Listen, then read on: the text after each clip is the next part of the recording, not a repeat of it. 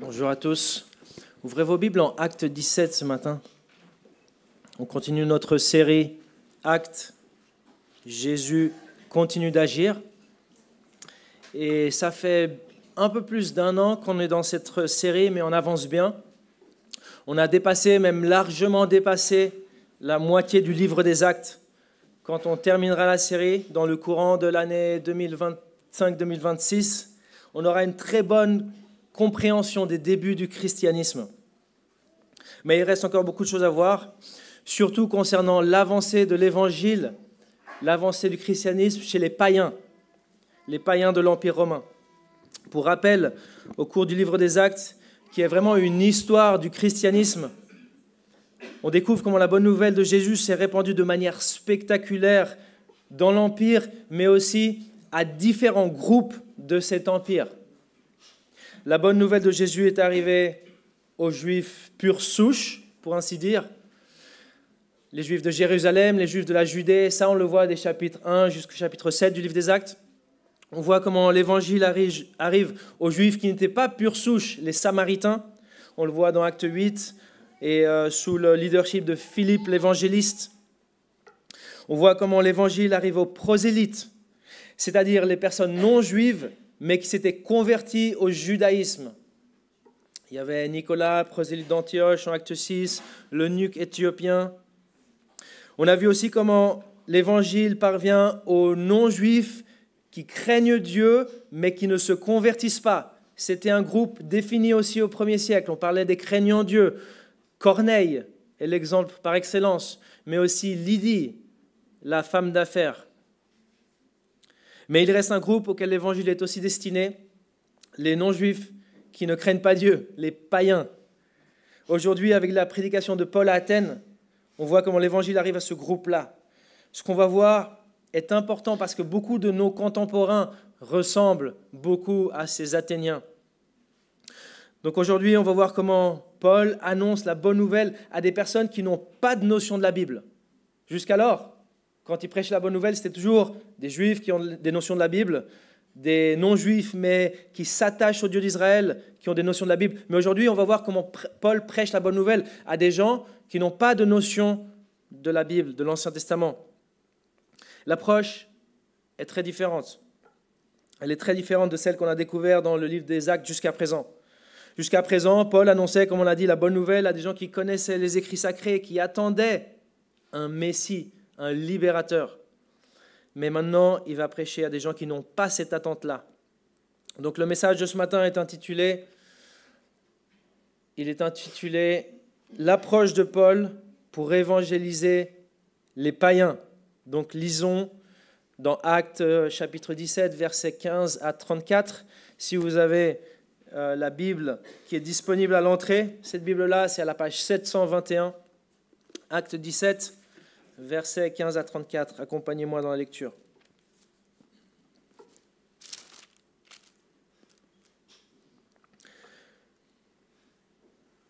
Ceux qui accompagnaient Paul le conduisirent jusqu'à Athènes. Puis ils repartirent chargés de transmettre à Silas et à Timothée l'ordre de le rejoindre au plus tôt. Pendant que Paul les attendait à Athènes, son esprit était profondément indigné à la vue de cette ville pleine d'idoles. Il s'entretenait donc dans la synagogue avec les Juifs et les non-Juifs qui craignaient Dieu, et chaque jour sur la place publique avec ceux qu'il rencontrait. Quelques philosophes, épicuriens et stoïciens se mirent à parler avec lui. Les uns disaient « Que veut dire ce discoureur ?» D'autres, parce qu'il annonçait Jésus et la résurrection, disaient « Il semble qu'il annonce des divinités étrangères. » Alors ils l'attrapèrent et le conduisirent à l'Aréopage en disant « Pourrions-nous savoir quel est ce nouvel enseignement que tu apportes ? En effet, tu nous fais entendre des choses étranges. Nous voudrions donc savoir ce que cela veut dire. » Or, tous les Athéniens et les étrangers qui résidaient là ne passaient leur temps qu'à dire ou à écouter les dernières nouveautés.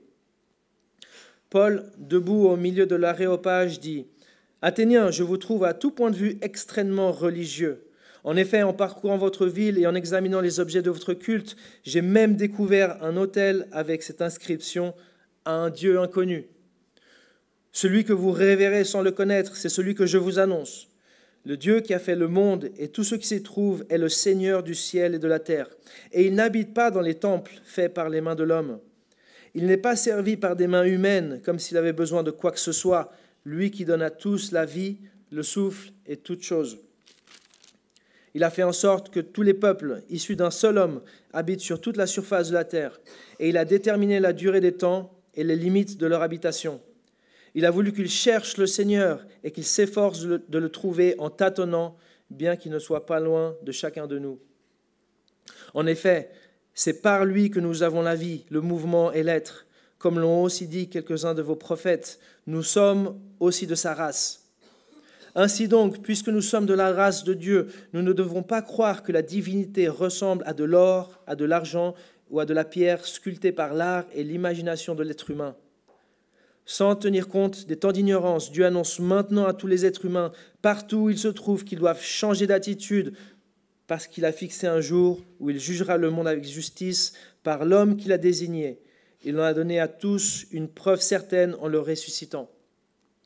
Lorsqu'ils entendirent parler de résurrection des morts, les uns se moquèrent et les autres dirent « Nous t'entendrons là une autre fois ». Ainsi Paul se retira du milieu d'eux. Quelques-uns cependant se joignirent à lui et crurent. Parmi eux figurait Denis l'Aréopagite, une femme du nom de Damaris, et d'autres avec eux. Accompagnez-moi dans la prière.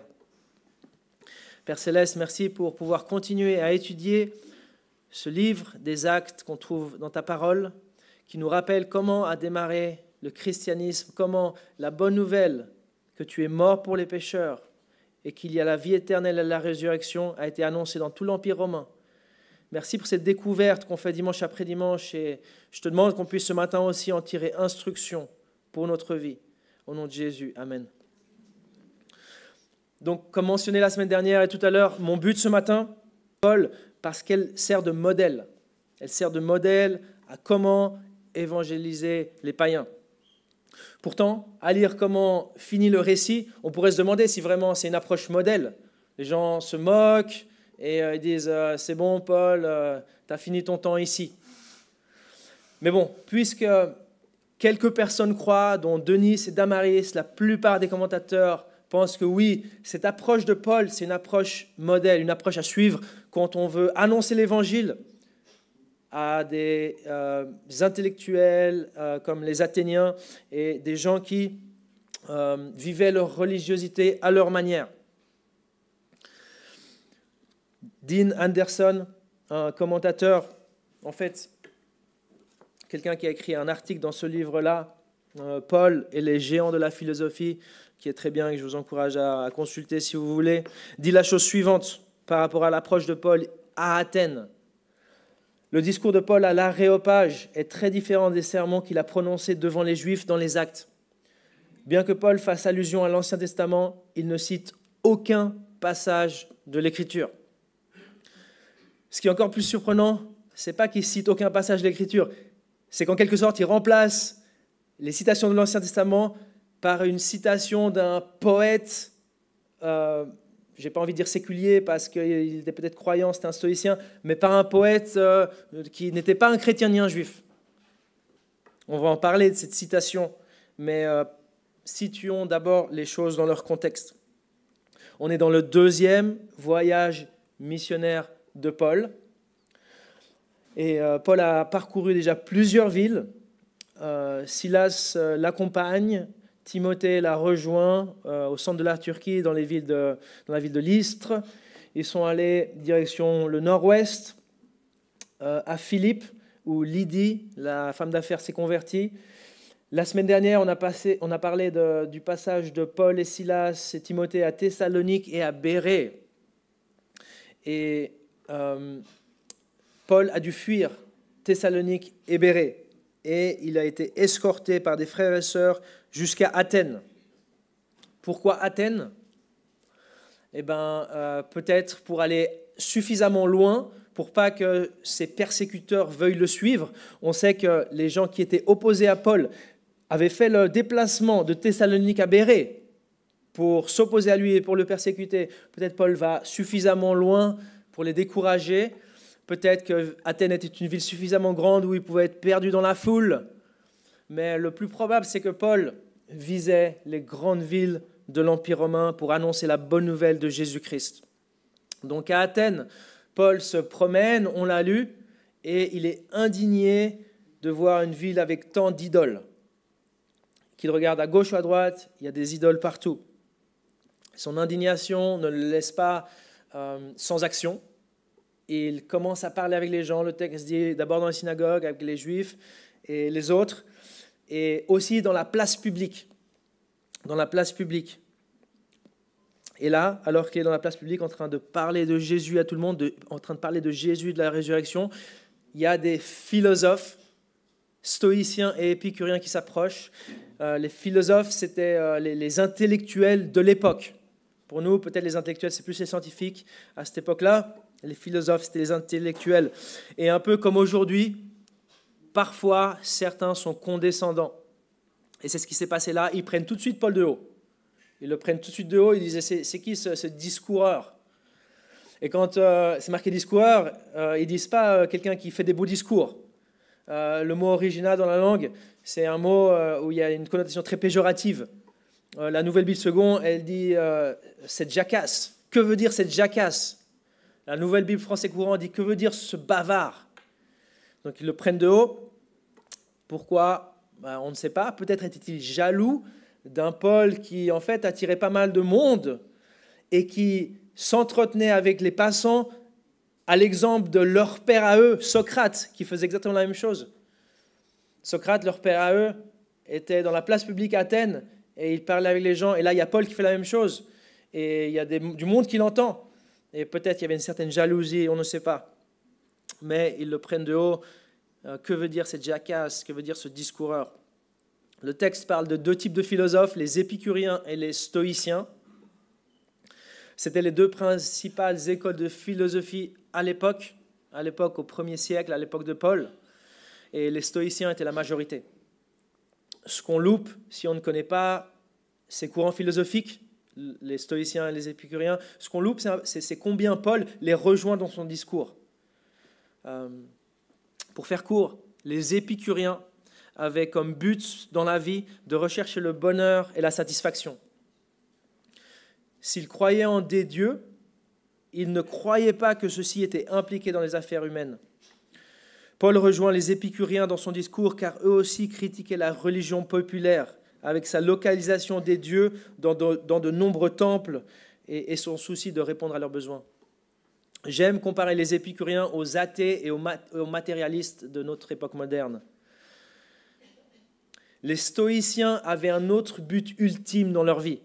Leur but ultime de la vie, c'était vivre en harmonie avec l'ordre naturel qu'ils croyaient imprégné d'un principe divin. Ils croyaient qu'il y avait un principe divin dans toutes les choses. Ils étaient panthéistes, y compris dans l'être humain. Ils pensaient qu'il y avait un principe divin. Quel était ce principe divin dans l'homme? C'était la raison ou la logique humaine. Donc par conséquent, les stoïciens voulaient se diriger d'après la raison.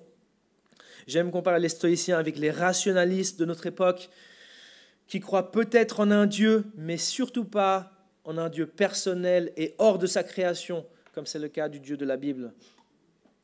Paul rejoint les stoïciens dans son discours, en particulier en citant un de leurs poètes. On va en parler. Donc ces philosophes entrent en contact avec Paul et ils sont intéressés par ce qu'il a à dire. Et ils disent à Paul, on a envie de t'écouter. Pourquoi tu ne viendrais pas à l'Aréopage? Ils sont curieux. Ils ont cet attrait pour la nouveauté qu'on voit dans le verset 21, je le relis. Or, tous les Athéniens et les étrangers qui résidaient là ne passaient leur temps qu'à dire ou écouter les dernières nouveautés. Ça, ce n'est pas un compliment que Luc fait ici à ces Athéniens. Ce n'est pas un éloge. S'il vivait aujourd'hui, il serait en train de scroller non-stop les nouveautés sur YouTube ou sur Instagram. Ce n'est pas un éloge que fait Luc ici, l'auteur du livre des Actes, quand il dit cela. Mais bon, Dieu utilise ça pour que Paul puisse leur déclarer son message. Lui, il a quelque chose de nouveau. On n'a jamais entendu ce qu'il dit là. Allez, viens à l'aréopage. L'aréopage. Un mot qu'il faut éviter si tu veux apprendre à ton fils à dire aéroport. Donc, il le prend à l'aréopage, soit une colline où on écoutait les gens là-bas à Athènes. soit l'organe administratif de la ville d'Athènes. Les deux portaient le même nom. Peu importe, Paul était là dans un lieu prestigieux, pense au Victoria Hall à Genève ou à l'Arena, je ne sais pas. Et là, devant ces païens et ces quelques philosophes, il fait un discours qui nous présente une approche différente de celle utilisée avec les Juifs. Pour rappel, l'approche utilisée avec les Juifs, c'est celle-ci. On l'avait vu en Acte 13. J'ai pris la diapositive telle qu'elle. Ça, c'était l'approche avec les Juifs. Et donc, je l'ai mis pour qu'on puisse comparer rapidement. Avec les Juifs, premièrement, Paul il déclare que Jésus accomplit les prophéties de l'Ancien Testament. Deuxièmement, il cite l'Écriture pour prouver ses déclarations. Troisièmement, il annonce le pardon des péchés en Jésus seul. Et quatrièmement, il encourage son audience à prendre une décision. Prendre la décision de croire que Jésus est le Messie annoncé. Mais ici, Paul ne commence pas par déclarer que Jésus accomplit les prophéties de l'Ancien Testament parce que son audience, elle ne connaît ni Jésus, ni les prophéties de l'Ancien Testament. Donc ça ne sert à rien. Il faut être sensible. Le message est le même, mais l'approche est différente selon ton audience. Il faut que tu saches qui est-ce que tu as en face. La première chose que fait Paul ici à Athènes, c'est reconnaître quelque chose de positif chez son audience. Reconnaître quelque chose de positif chez son audience. Regarde le verset 22. Paul, debout au milieu de l'aréopage, dit « Athéniens, je vous trouve à tout point de vue extrêmement religieux. » Avec cette entrée en matière, Paul gagne l'attention de son audience. Il gagne leur sympathie. C'était plutôt bien vu d'être religieux à l'époque. Donc Paul les complimente. Il dit « Waouh, moi je me pensais religieux les gars, mais vous, waouh, vous me battez tous, bravo !» Donc premièrement, reconnais quelque chose de positif chez ton audience. Complimente quelque chose chez ton audience. Deuxièmement, Paul cible une valeur culturelle importante pour son audience. Je crois que je l'ai mis à l'écran, oui. Paul cible une valeur importante pour son audience. Cette valeur, c'était laquelle ? Cette valeur, c'était la connaissance. La connaissance. La connaissance était très, très important pour les Grecs. La maxime « connais-toi toi-même » que Socrate avait popularisée est la partie visible de l'iceberg par rapport à l'importance de la connaissance pour les Grecs. C'était très, très, très important. C'était une valeur primordiale pour l'audience de Paul. Et justement, Paul met le doigt là-dessus. Regarde le verset 23. Verset 23. En effet, en parcourant votre ville et en examinant les objets de votre culte, j'ai même découvert un autel avec cette inscription à un Dieu inconnu. On parle de connaissance. Et regardez comme ça suit. Celui que vous révérez sans le connaître, c'est celui que je vous annonce. Donc Paul trouve une valeur importante pour son audience et il l'utilise pour engager les Athéniens dans son discours. Il démontre qu'ils ne sont pas arrivés à cette valeur qu'ils chérissent tant. Ici, ce que Paul fait, c'est créer un besoin. Il crée un besoin dans son audience. Il montre que les Athéniens ont besoin d'entendre ce que lui, le Juif, a à dire. Et il dit, vous prisez la connaissance, mais vous ne connaissez pas certaines choses. Il y a un Dieu que vous ne connaissez pas. Alors écoutez-moi. Trouve une valeur importante pour ton audience. Aujourd'hui, c'est peut-être pas la connaissance. Aujourd'hui, c'est peut-être la paix, le bien-être, le plaisir, la sécurité. Trouve une valeur importante pour ton audience et montre qu'ils n'y sont pas arrivés. Crée un besoin. Montre qu'ils n'y sont pas arrivés. Ils ont besoin d'entendre. Ils prisent la connaissance, ils chérissent la connaissance, mais il y a un Dieu inconnu. Et Paul en parle, va en parler. Donc ces 3 premières étapes là sur la slide, c'est de la préparation. C'est pour engager ton audience. C'est pour gagner le droit d'être écouté. C'est du cosmétique au final. La prochaine étape, c'est là vraiment l'étape importante. Maintenant, ce que fait Paul dans son discours, c'est déclarer ce que dit la Bible. Il déclare ce que dit la Bible. Il corrige la vision du monde des Athéniens d'après la Bible. Tout le monde a des croyances. Et Paul corrige les croyances de son audience. Tout le monde a des croyances, même les athées, ils ont des croyances. Ils croient que Dieu n'existe pas. Tout le monde a des croyances. Et tu t'as vu, je me suis efforcé de commencer par un C. En tous les points, ça va continuer. Donc si c'est un peu bizarre, c'est pour ça. mais corrige les croyances d'après la Bible, déclare ce que la Bible dit. C'est ce que fait Paul. Il dit que Dieu ne demeure pas dans des objets au verset 24. Il déclare que c'est nous qui avons besoin de Dieu, pas Dieu de nous. Ça, c'est au verset 25. Paul dit qu'on a été créé pour chercher Dieu. Verset 27. Il déclare que Dieu est le créateur, nous les créatures. Bref, il corrige la vision du monde de son audience d'après ce que dit la Bible. Mais Paul ne corrige pas la vision du monde de son audience en mode pilote automatique. Il ne veut pas perdre son audience. Alors ce qu'il fait, c'est qu'il corrobore ce qu'il affirme avec des sources acceptées par son audience, acceptées par un grand nombre en tout cas. Paul cite un poème très connu. Il cite un poème très connu pour dire, regardez, il dit la même chose que moi. C'est au verset 28. Regardez le verset 28, c'est super intéressant. En effet, c'est en lui, en parlant de Dieu, on pourrait traduire par lui, de mon point de vue, c'est une meilleure traduction. En effet, c'est par lui que nous avons la vie, le mouvement et l'être. Comme l'ont aussi dit quelques-uns de vos prophètes, de vos poètes, nous sommes aussi de sa race.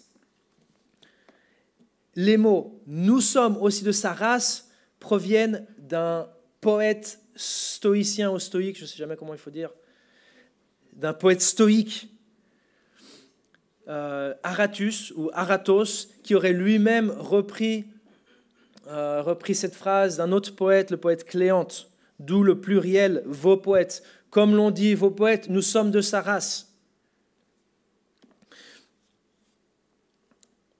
Pour nous, nous sommes sa race, on n'a jamais entendu ça, mais imagine une fable de La Fontaine, rien ne sert de courir, il faut partir à point. Ou tout flatteur vit aux dépens de celui qui l'écoute. Tout le monde savait de quoi il parlait là. Tout le monde savait. C'était une maxime connue d'un poète reconnu. Et Paul fait usage de cette maxime pour étayer son propos contre l'idolâtrie. Écoutez bien, parce que je n'ai pas envie que vous ratiez cela. Paul prouve ce qu'il dit, non pas avec un verset de l'Ancien Testament, mais avec une maxime populaire. Il faut être malin. Si une source non biblique corrobore ce que dit la Bible, utilise-la. Il faut être malin, utilise-la. Si une source non biblique corrobore ce que dit la Bible, utilise-la. Non pas parce qu'elle a de la valeur pour toi, mais parce qu'elle a de la valeur pour ton audience. Non pas parce que tu es en train de dire « Ah, tout ça c'est inspiré, ce qu'ont dit ces poètes ». Non, mais parce que ton audience, pour eux c'est important cette maxime. Et cette maxime, en fait, elle corrobore, elle étaye ce que dit la parole de Dieu. Corrobore avec des sources reconnues par ton audience si tu peux. Fais usage de sources faisant autorité et étant acceptées par tes contemporains.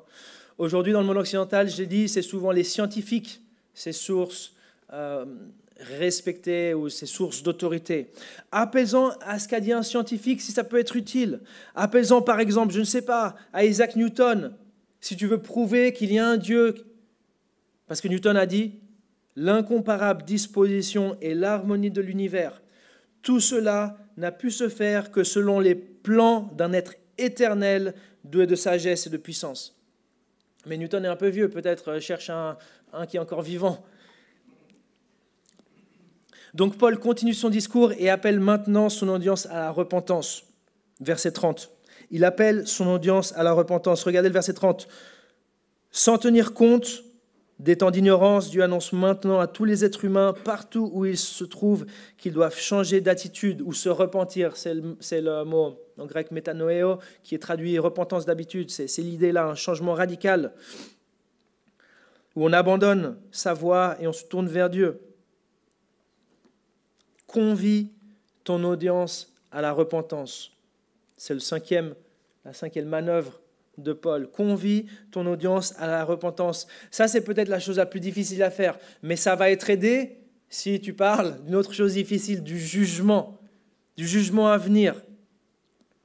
On doit se repentir parce qu'il y a un jugement. Regarde le verset 31 qui est rattaché au verset 30. Je lis la fin du verset 30. Ils doivent changer d'attitude parce qu'il a fixé un jour où il jugera le monde avec justice par l'homme qu'il a désigné. Il en a donné à tous une preuve certaine en le ressuscitant. Finalement, Point 6, c'est le dernier, tu peux deviner, introduis Jésus dans l'équation. Introduis Jésus dans l'équation d'une manière ou d'une autre.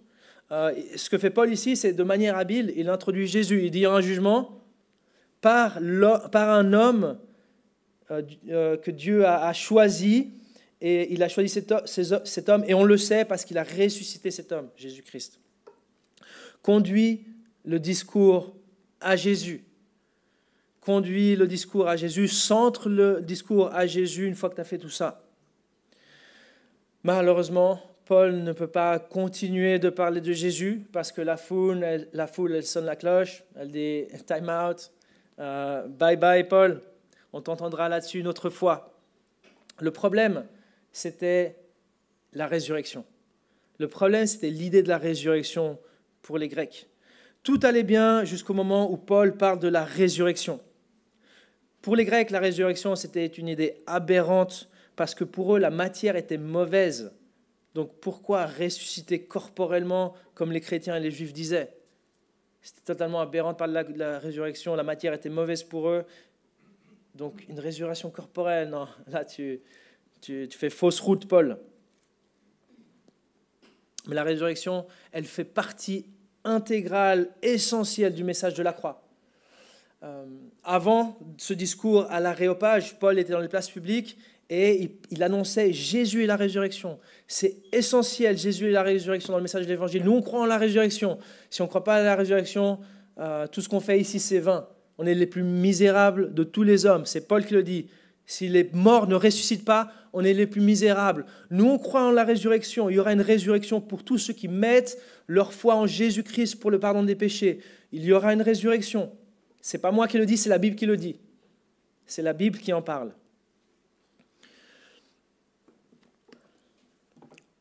Voilà, je me suis cassé la tête à mettre des C, à allitérer tout ça. J'espère que ça peut aider.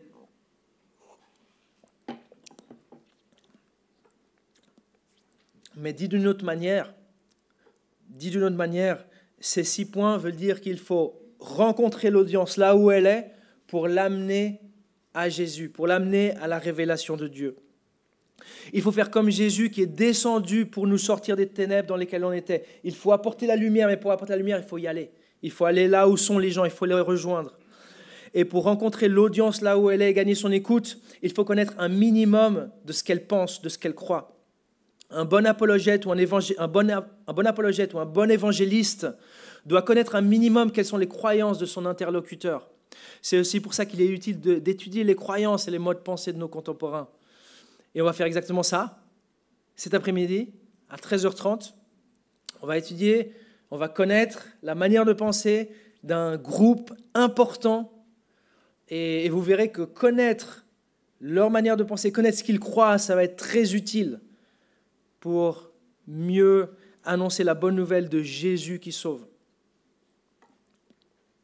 Maintenant, le récit ne se termine pas sur une note négative. Le texte dit que quelques-uns crurent. Denys, l'Aréopagite et Damaris et quelques autres. Malgré le mépris, certains sont touchés. Malgré le mépris, certains sont touchés. Quand tu lui annonces le message de la Bible, il y aura probablement toujours quelques personnes qui vont être touchées. Quelques graines vont tomber sur la bonne terre. C'est pour ça qu'on est appelé à prêcher l'Évangile, même si peut-être une majorité se moque, comme ces Athéniens qui se sont moqués de Paul quand il parlait de la résurrection. Mais il n'y a pas à se moquer de la résurrection. Dieu a ressuscité Jésus-Christ. Les miracles sont possibles. Si tu ne crois pas au miracle, mon ami, il faut que tu ouvres les yeux. La planète Terre, c'est un miracle. La vie humaine, c'est un miracle. Les scientifiques le disent que les probabilités c'est impossible, l'apparition de la vie sur Terre, et qu'on soit là pour en parler de manière consciente. C'est un miracle. Tu dois croire au miracle. Le plus grand miracle, c'est la résurrection et la création. Mais pour les Athéniens, ça ne faisait aucun sens alors qu'ils vivaient dans cette terre miraculeuse que Dieu avait créée. Maintenant, quelques exhortations pour finir ce matin. Moi, quand je regarde cette liste, je me dis « Waouh, gros programme !» Quand je lis la manière exemplaire avec laquelle Paul a exécuté son discours en engageant son audience et en lui présentant la vision du monde biblique, je me dis, waouh, la barre est haute. En plus, le débat public, c'est peut-être pas pour moi vu mon manque de connaissances, de culture générale. Peut-être que tu penses comme ça. Le manque de connaissances et de culture générale, c'est rémédiable, mais la vocation, pas tellement. On n'est pas tous des Paul ou comme dans Acte 7, des Étienne qui débattaient avec les religieux de l'époque. En revanche, comme je l'ai dit la semaine dernière, on a tous notre rôle à jouer dans l'avancée de l'Évangile, que ce soit un rôle public ou un rôle privé, que ce soit un rôle principal ou un rôle de soutien. Et d'ailleurs, les rôles de soutien, c'est peut-être ce qui manque le plus aujourd'hui. Des missionnaires, on en a. Ce qui manque souvent, c'est le soutien. Mais même si tu n'es pas appelé à être un apologète, c'est-à-dire quelqu'un qui défend la foi chrétienne devant nos contemporains, tu es appelé à prier que Dieu lève de telles personnes. On est appelé à prier le maître de la moisson d'envoyer des ouvriers dans sa moisson. Matthieu 9, 38. Plus que jamais, il faut des gens qui soient capables de faire ce que Paul a fait là, d'engager les gens là où ils sont pour les amener à la vision du monde biblique. Plus que jamais. Peut-être que c'est ta vocation. Voici des signes que tu es peut-être appelé à être cette personne, à être un apologète évangéliste. Premièrement, tu aimes les gens. On est tous, alors en tant que chrétien, on est tous appelés à aimer, ok? Mais tu as un amour particulier pour les perdus, pour ceux qui ne sont pas chrétiens. Tu aimes les gens. Deuxièmement, tu es cultivé et instruit. On l'a parlé, hein? Paul était capable de tirer une phrase d'un poète que ces gens reconnaissaient, qui appuyait son argument contre l'idolâtrie. À savoir, nous sommes sa race ou nous sommes ses enfants. Autrement dit, nous provenons de lui, pas lui de nous, parce qu'ils faisaient des idoles. Et en fait, la divinité provenait d'eux, ils faisaient des idoles. Et Paul dit, non, votre prophète il a dit, nous sommes sa race, nous provenons de lui, pas lui de nous. Donc Paul, il était habile, il a su prendre une phrase, une maxime d'un de leurs poètes pour les faire réfléchir et pour étayer la vision du monde biblique. Non, Dieu est différent de nous, c'est pas lui qui provient de nous, l'idolâtrie, ça n'a rien à faire, c'est nous qu'on provient de lui. Donc deuxièmement, peut-être tu es appelé à être cet évangéliste apologète parce que tu es instruit, tu connais, ou tu n'as pas peur de lire des bouquins, tu n'as pas peur de faire ce travail et de t'instruire et de connaître les modes de pensée, la façon de voir de ton audience. Troisièmement, tu prends plaisir au débat. Paul, il était devant tout le monde là et il devait parler. Et sur les places publiques, il parlait avec les gens, il s'entretenait. Il y a l'idée de ce dialogue. Tu n'as pas peur du débat, mesdames et messieurs, il y a une place pour le débat chrétien dans notre société. Il en faut des gens comme ça qui sont capables d'engager la société, d'engager nos contemporains là où ils sont. Et quatrièmement, tu es prêt à tout perdre pour Jésus. Là aussi, on est tous appelés en tant que chrétiens, on est tous appelés à tout perdre pour Jésus. Mais les évangélistes, parce qu'ils sont une figure publique, sont plus que les autres dans le collimateur de l'ennemi. On en a été rappelé la semaine dernière. Si tu es cette personne-là, lève-toi, l'Église a besoin de toi. Étudie les modes de pensée des gens, fais le boulot, mais lève-toi, engage la société, gagne-les pour Christ. Maintenant, je sais, c'est quand même une vocation, c'est probablement une minorité. Alors, je m'adresse à tous les autres. Tous les points que je viens de mettre en blanc ici, sur la diapositive, étaient nécessaires parce que l'audience ne connaissait pas Paul. Pour être écouté, Paul devait gagner son attention et corroborer ses affirmations avec ce que disaient des sources non bibliques qui faisaient autorité pour eux.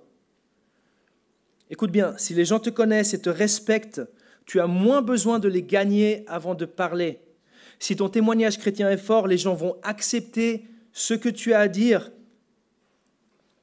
parce qu'ils voient que tu es quelqu'un de spécial, de différent.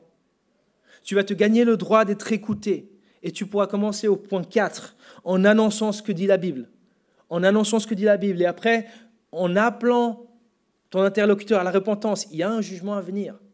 Il y a un jugement à venir, important. Ça fait partie du message de l'Évangile. Ça fait partie de la bonne nouvelle. Il n'y a pas de bonne nouvelle s'il n'y a pas de mauvaise nouvelle. Il y a un jugement à venir.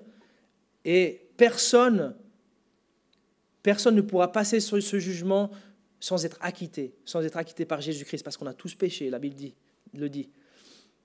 Donc tu pourras commencer au point 4 en déclarant ce que la Bible dit, en continuant, en annonçant le jugement à venir et la repentance, le besoin de repentance, et après en introduisant, en apportant Jésus-Christ, la solution, celui qui nous délivre de ce jugement à venir.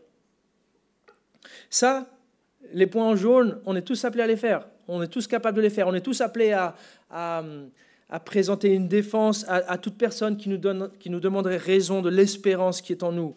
D'où l'importance de ton témoignage personnel, du témoignage personnel, pour que tu puisses directement sauter à ces points-là. Tu seras écouté si tu as un témoignage personnel, parce que les gens qui travaillent avec toi, tes voisins, ils vont dire « Ouais, lui, il a quelque chose de différent, je vais l'écouter. Il a quelque chose de différent. » Peut-être que la majorité se moqueront, mais certains seront touchés quand tu annonceras ces choses-là. C'est aussi ce que nous rappelle le texte de ce matin. Donc voilà, je m'arrête là pour ce matin.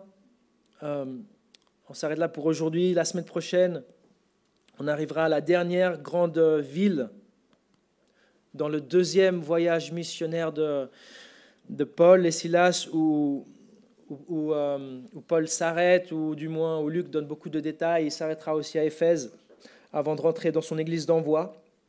Mais la semaine prochaine, on verra l'évangile à Corinthe. Athènes, c'est la capitale intellectuelle. Corinthe, c'était un peu la capitale commerciale de l'époque. Et on verra l'évangile à Corinthe la semaine prochaine. Donc, je vous invite à prier ce matin avec moi.